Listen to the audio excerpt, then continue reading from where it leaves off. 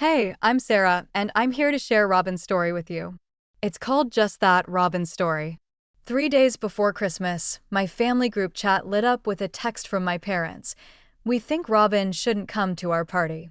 My sister, brothers, and even my aunt gave it a thumbs up. I fired back, fine, but don't expect to see me either. I'm Robin, 34, single, and was lounging on my couch, half watching some random show, when my phone buzzed. It was our family group chat: mom, dad, my brothers Jake and Matt, my sister Emma, Aunt Linda, and Uncle Steve. We used it for updates, planning, and recipe swaps. Mom's message popped up: "Hey, everyone. Christmas party's at our place, as planned. Excited to see you all. But we think Robin shouldn't come." I blinked at my phone. What? I reread it 3 times to be sure. Yep, Mom had just uninvited me from Christmas, right there in the group chat for all to see. The kicker? Jake, Matt, Emma, and even Aunt Linda hit the thumbs up button. No one asked why. No one said, "Hold on, what's this about?" Just silence. My hands shook as I typed and erased 5 different replies. I nearly called them all out, ready to unleash my anger. But I kept it short. "Okay, I respect your call. I won't be there. Respect my choice too." Seconds later, every single family member sent clown face emojis. Clowns. Like I was a punchline. I left the chat and tossed my phone across the couch. Sitting in my living room, I tried to piece together how things went so wrong. It started a month ago at a family dinner. Mom had invited us all: me, Jake, Matt, Emma, Aunt Linda, and Uncle Steve. We don't live together anymore, but we aim for monthly meetups. I walked into Mom's dining room feeling great. Work had been awesome. I wore a new dress I loved, and I was excited to catch up. That vibe lasted 10 minutes.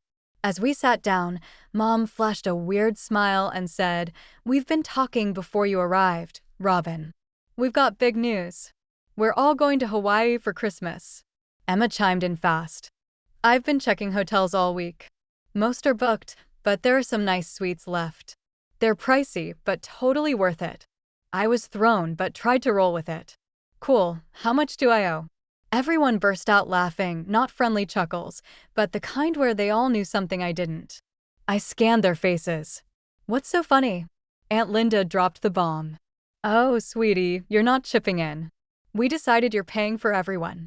Mom nodded like this was totally normal. "We calculated everything for you, your dad, and me, Jake, Matt, Emma, Linda, and Steve. It'll be about $18,000 for 2 weeks, but we'll be staying at the most luxurious resort with all the excursions and spa treatments and everything." I literally thought they were joking. "Wait, what? You want me to pay $18,000 for everyone's vacation?" "Well, you have the savings," Mom said, like it was obvious. "You make good money, and you're always putting money away. It's not like you spend it on anything." Emma chimed in with this smug look. "I saw your bank statement once when you left it on the counter. You've got over 100,000 saved up. This would barely make a dent." That's when everyone got excited. Uncle Steve started talking about chartering a yacht. Aunt Linda wanted to book the presidential suite. They were all talking over each other, making plans with my money like I wasn't even there. I'd heard enough. I slammed my hand down on the table hard enough to make the water glasses jump. "I'm not paying for your Hawaiian vacation," I said. "I'm not spending my money on your expensive fantasies." The temperature in that room dropped about 20 degrees. Mom's face went cold, and she said, "Robin, you're really distancing yourself from this family by refusing to help us." "Help you?" I shot back. "A family doesn't just decide how someone else should spend their money without even asking first." After that, nobody talked to me for the rest of dinner. They all ate in complete silence while I sat there feeling like I just kicked a puppy. I left as soon as I could, and nobody said goodbye. That was a month ago. Since then, nothing. No calls, no texts, no "Hey, how are you doing?" which was weird because usually they were constantly hitting me up for money. Jake needed help with rent. Emma wanted money for car repairs.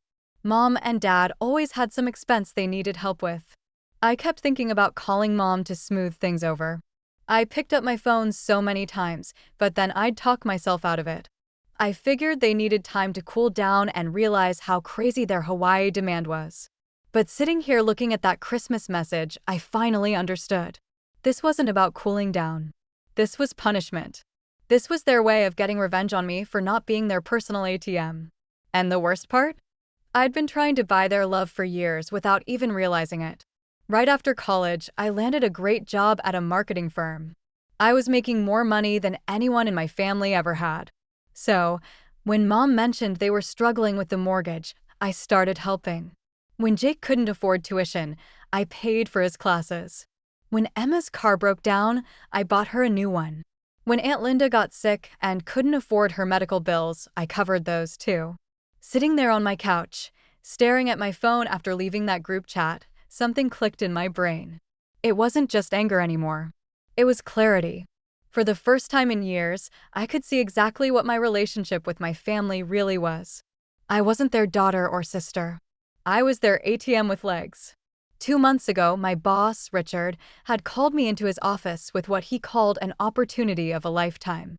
He wanted me to relocate to Denver and run our new branch office there. It was a huge promotion, regional manager with a salary bump that would have made my current good pay look like pocket change. Think about it, Robin, he'd said, leaning back in his chair. You'd be building something from the ground up. Complete creative control, bigger budget, your own team. Plus, Denver's a great city.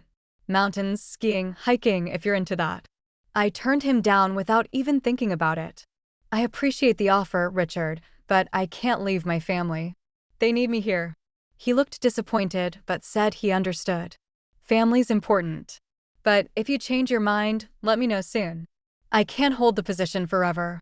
Now, sitting in my living room with clown emojis burned into my retinas, I realized what an idiot I'd been.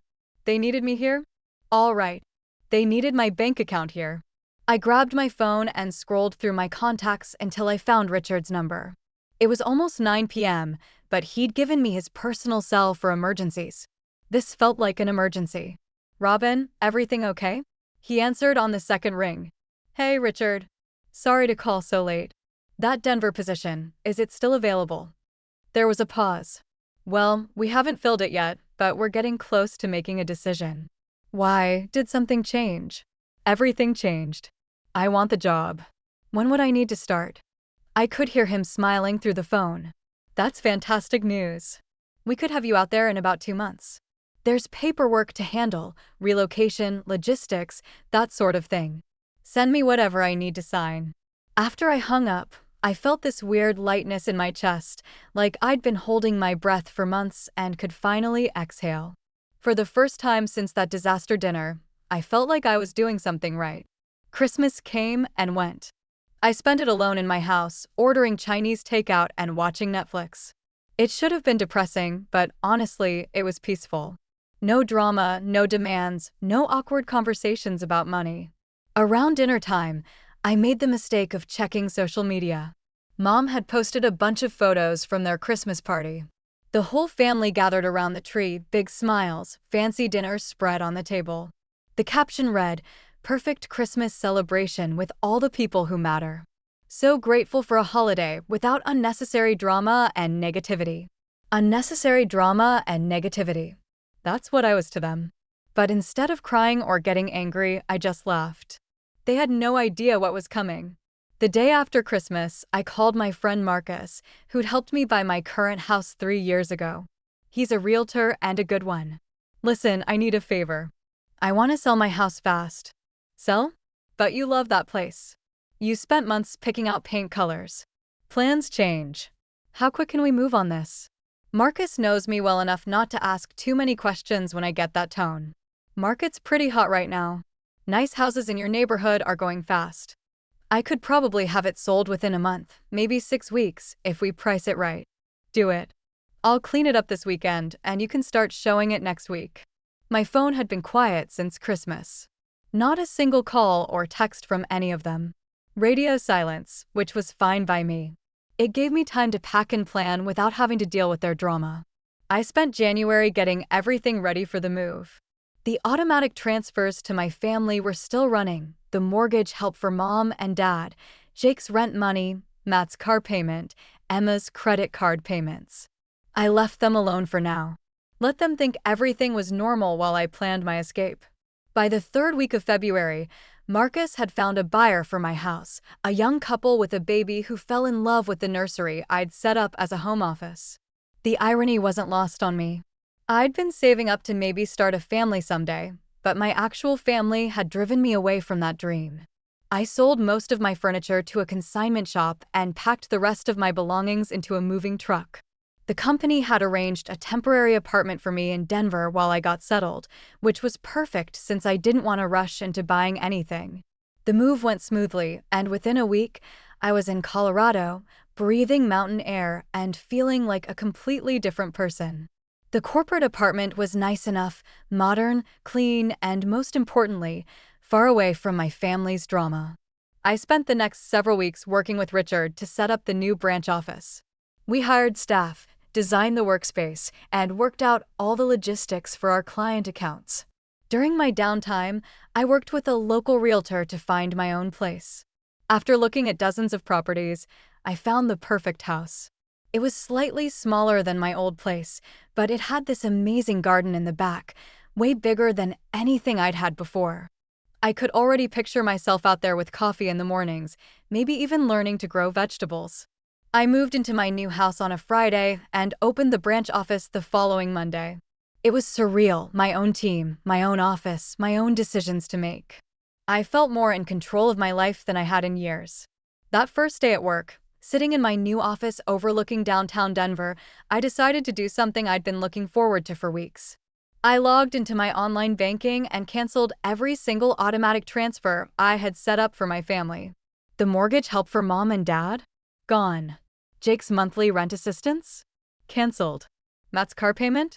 Done. Emma's credit card payments? Not anymore. As I clicked through each cancellation, I couldn't stop smiling. For the first time in years, every dollar I earned was going to be mine to keep. The relief was incredible. 2 weeks later, my phone started going crazy. First, it was Mom calling. I watched her name flash on the screen and hit decline. Then, Dad tried same treatment. Then Jake. By the end of the day, I had 12 missed calls and about 20 text messages. I finally listened to one of Mom's voicemails, just to see what kind of panic I'd caused. "Robin, honey, the mortgage payment didn't go through. The bank called and said there wasn't enough money in the account. We're counting on that transfer from you. Please call me back as soon as you get this." Her voice sounded stressed, but not worried yet. She probably figured it was just some banking error that would get sorted out quickly. The next few voicemails got progressively more frantic. Dad left one that was basically him demanding I call them immediately. Jake's message was just him whining about his rent being due and needing his usual help. I deleted every single message without responding. A week later, the calls started coming from Matt and Emma, too. Matt left this pathetic voicemail. "Robin, I don't know what's going on, but my car payment got declined, and they're threatening to repo it. I need that money you always send. Where are you?" Emma's message was more direct. "What the hell, Robin? My credit card company called, saying my payment bounced. You've been covering that for 2 years. I have bills due." Still didn't answer. It was actually kind of satisfying watching them all scramble without their personal bank account. 3 days later, I got a text from Mom that made me laugh out loud. "Robin, we went to your house, and there are strangers living there. Where are you? We need to talk." I could picture it perfectly, Mom and Dad showing up at my old address, probably planning to guilt me face-to-face into turning the money back on, only to find some confused new homeowners who had no idea who they were looking for. That evening, I went through my contacts and blocked every number I had for my family: Mom, Dad, Jake, Matt, Emma, Aunt Linda, Uncle Steve, all of them. I was done listening to their complaints about money. A month passed in blissful silence. I was settling into my new life in Denver, making friends at work, exploring the city. For the first time in years, I wasn't stressed about money because I wasn't giving it all away to ungrateful relatives. Then my phone rang with a number I didn't recognize. I almost didn't answer, but something made me pick up. "Robin, thank God, it's Sarah. Everyone's been looking for you. Your parents are freaking out." What happened? Sarah was my cousin on Dad's side. She was about my age, and we'd always gotten along well. Even though we didn't talk much anymore, she'd never asked me for money, never treated me like an ATM. I moved to Denver for work. I didn't tell anyone because, honestly, Sarah, I'm done with all of them. Done? What do you mean done? So, I told her everything: the Hawaii vacation demand, the Christmas exclusion, the clown emojis, all of it. Sarah listened without interrupting. Jesus, Robin, I had no idea they were treating you like that. Yeah, well, now you know why I left and why I'm not sending them money anymore. Is that why your dad called my mom, crying about losing the house, and why Jake's been posting on Facebook about needing roommates? That made me smile. Probably. They'll figure it out. They managed before I had money. Sarah was quiet for a moment. Robin, I get why you're angry. What they did was horrible. But your mom's been calling me every day, asking if I've heard from you. She seems genuinely worried. She's worried about her mortgage payment, not about me. Maybe. But what if she's not? What if they actually realize they screwed up? I laughed, but there wasn't much humor in it. Then they can apologize, but I warned them they wouldn't see me again, and they responded with clown faces. So, as far as I'm concerned, they made their choice. After I hung up with Sarah, I sat in my living room, looking out at my garden. The previous owners had planted roses that were just starting to bloom. It was peaceful here, quiet, no one demanding money or taking me for granted. A few months later, I changed my phone number entirely. I gave the new number to Sarah and a few close friends from my old job, but that was it. I wanted a completely fresh start. My new life in Denver was everything I'd hoped for. The branch office was doing great. We'd landed 3 major clients in our first quarter, and Richard was talking about expanding even more. I'd made friends with my neighbors, joined a hiking group, even started dating a guy named Tom who worked at the outdoor gear store downtown. Tom was the complete opposite of my family. He paid for his own meals when we went out, never asked to borrow money, and actually seemed interested in me as a person rather than what I could do for him. One evening in late summer, I was checking my email when I saw a message from an address I didn't recognize.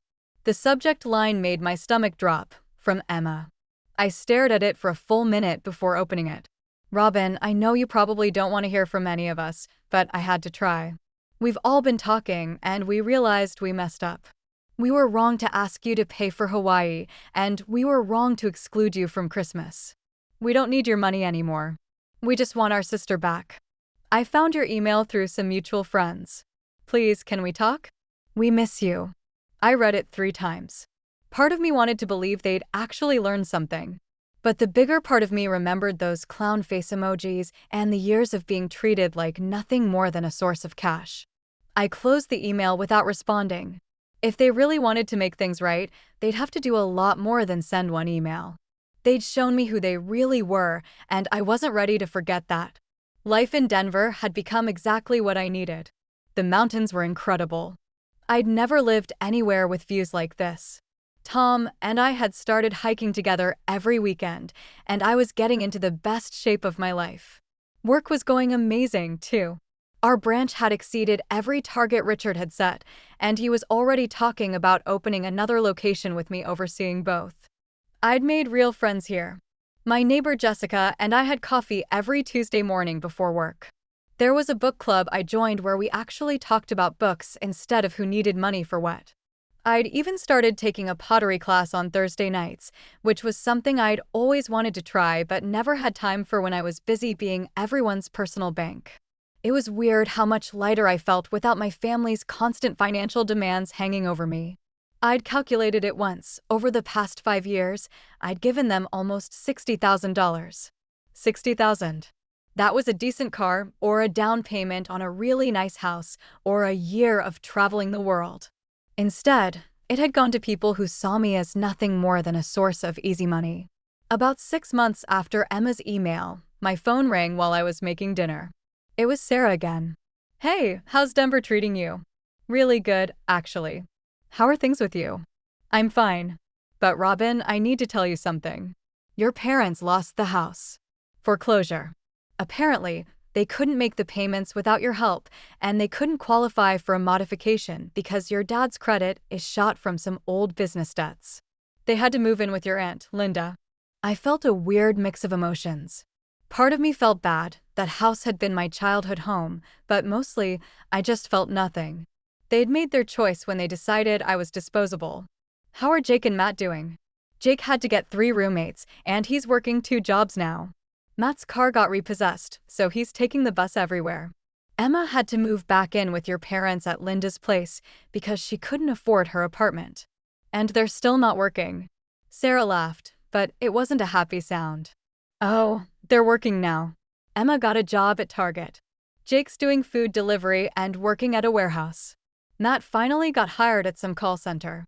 Funny how quickly they found jobs when the free money stopped coming. After we hung up, I sat on my couch, thinking about what Sarah had told me. 5 years ago, hearing that my family was struggling would have sent me running back with my checkbook open. Now, I felt sorry for them, but not sorry enough to fix their problems. They'd had years to figure out how to support themselves. Instead, they'd gotten comfortable living off my generosity and planning expensive vacations with my money. Maybe having to actually work for a living would teach them something about the value of money. Tom came over that night and found me quiet. "Everything okay? You seem distracted." I told him about Sarah's call. Tom had heard bits and pieces about my family situation, but I'd never gone into the full details. "That's rough," he said when I finished. "Do you feel bad about it?" I thought I would, but I really don't. "Is that terrible?" Tom shook his head. "Robin, you supported them for years, and they repaid you by excluding you from Christmas and treating you like garbage. You don't owe them anything." That's what I loved about Tom. He was straightforward and honest, but not in a mean way. He just saw things clearly without all the emotional baggage I carried around. A year passed. Denver went from feeling like a temporary escape to feeling like home. I bought a better car, took a vacation to Europe with Jessica, and even started looking at houses with bigger gardens. The pottery class had led to me setting up a little studio in my basement, where I could work on projects in the evenings. One random Tuesday morning, I got another email from Emma. This one was longer. "Robin, I know you ignored my last email, and I get it. We treated you awfully. Losing the house woke us up. We've been working and supporting ourselves for over a year now. We see how much we used you. We don't want your money. We just want our sister back.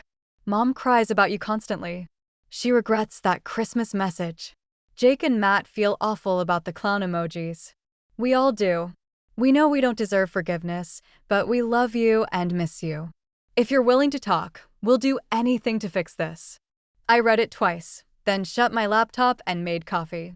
I believed Emma meant it. I believed they probably felt guilty about how things went down. But feeling sorry after facing consequences isn't the same as truly getting what they did wrong. They showed their true selves when they thought I'd always bail them out. The Hawaii vacation demand, the Christmas exclusion, the clown emojis, that was who they were when they thought I had no choice. Now that they've lost their free ride, they suddenly want me back. But where was their love when I paid their bills? Where was their gratitude when I gave up my own financial security? I thought of Tom, who never asked for a cent. Of Jessica, who splits every coffee bill. Of my coworkers, who value my ideas. Of my hiking group, who like me for me, not what I offer. I've built a real family now, one I chose, one that chooses me for the right reasons. I deleted Emma's email without replying. Maybe one day I'll be ready to let them back in. Maybe they'll prove they see me as more than a wallet. But today's not that day, and I'm okay with that. I've got a good life now, a life where I'm valued for who I am, not what I give. That's worth more than any family reunion.